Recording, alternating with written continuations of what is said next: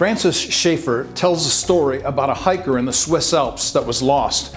A snowstorm was coming in, bearing down on him. He knew, being on the side of the mountain, that he would surely die. Then he tried to decide for himself how was he going to save himself if there was any way. As the storm began, he began to think to himself, well, perhaps if I lower myself by fingertips and I drop, perhaps below me there is some place where I can drop to a cave that I can find shelter in overnight. But unbeknownst to him, there was a Swiss Alps guide who had seen where he was, and the guide called out to him and he said, if you hang by your fingertips by this ledge and drop down, I have seen you, and I know that there's a cave here, and I will join you there, and the two of us can stay overnight and be out of the storm, and we can hike out tomorrow alive. Schaeffer posited this question. He said, what is better to believe? That you are going to hope by chance, by luck, that somehow if you hold on and then drop down, that there is some ledge with a cave that you can perhaps find safety or shelter in? Or he said, is it better to believe that there is a guide who has seen you and has called out and given you some kind of revelation that you might know that there is indeed a cave below you to find shelter and safety and security until the next day? Schaeffer's point was very simple.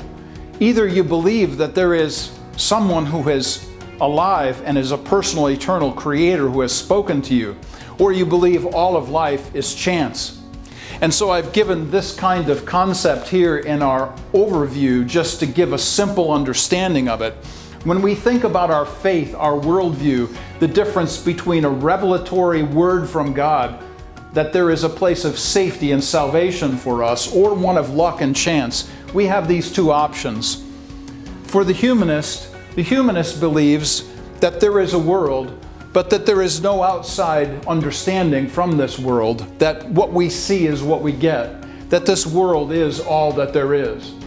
But the Christian, understanding that there is a God who exists and has made all things, understands that their world has been invaded by this outside world. That is a world to which we must give an account.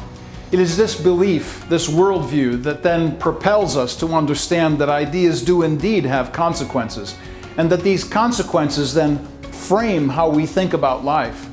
So we began by understanding that we do indeed live by frames. We do indeed then live by faith. That is, that there is a God who has revealed himself to us, and we hear him. He has spoken to us in his word. We understand that there is no such thing as luck or chance. We do understand, however, in transcendent truth, and that God has spoken to us through his word. This is the basis for our worldview.